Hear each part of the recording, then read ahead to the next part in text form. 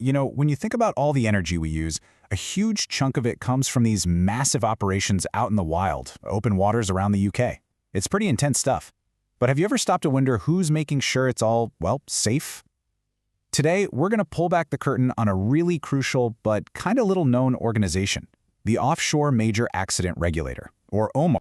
And that's the big question, right? You've got these gigantic platforms, miles and miles of pipelines, thousands of people working in some seriously tough conditions. The potential for something to go very, very wrong is always there. So who's the watchdog? Well, that job falls to one single powerful group, OMR. So, here's our game plan. We're going to break down who OMAR really is, what they do day to day, how they spring into action when things go sideways, and how they tap into expert advice to stay one step ahead. Let's dive in.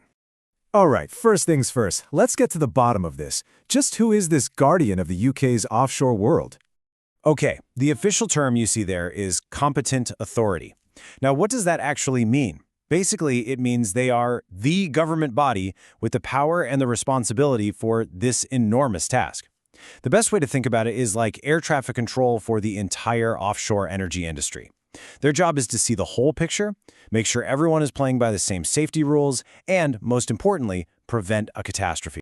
And their to-do list is incredibly high stakes. I mean, this is not just about paperwork or ticking boxes. We're talking about overseeing the safety of thousands of workers, protecting our fragile marine environments, and working around the clock to stop those massive industrial disasters you hear about on the news. And they do all that by making sure every single company out there is following the law, no exceptions.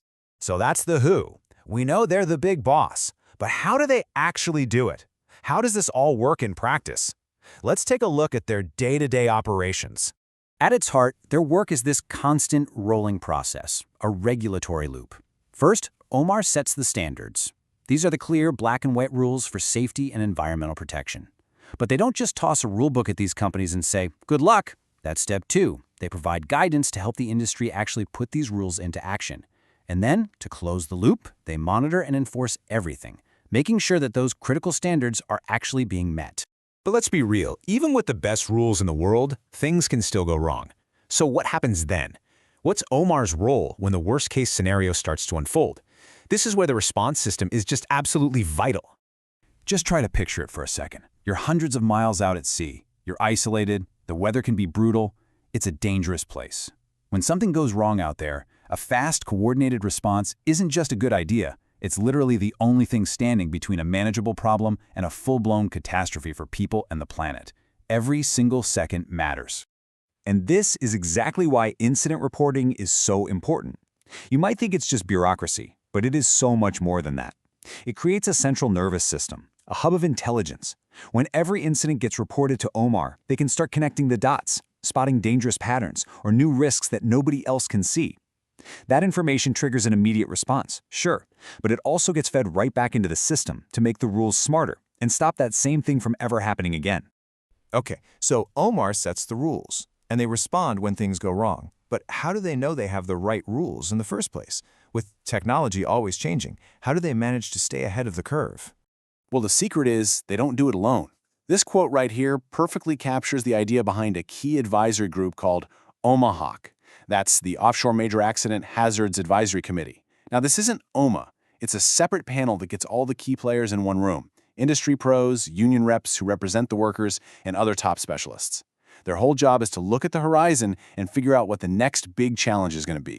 So let's break this down, because it's a really important distinction. Think of it like this. OMAR is the regulator. They are the government body with the authority to enforce the rules. They're the cop on the beat. OMAHAC, on the other hand, is the Expert Advisory Committee. They're the panel of specialists, the strategists, providing the deep technical knowledge that keeps those regulations sharp, smart, and up to date. And that really brings us to the big picture here. The job of a group like OMAR is never, ever finished. As our energy needs change, we're talking about massive offshore wind farms, new carbon capture technologies popping up alongside traditional oil and gas. The risks are constantly evolving too. So the most important question for these guardians of the sea is always the one on the screen. What's next, and are we ready for it?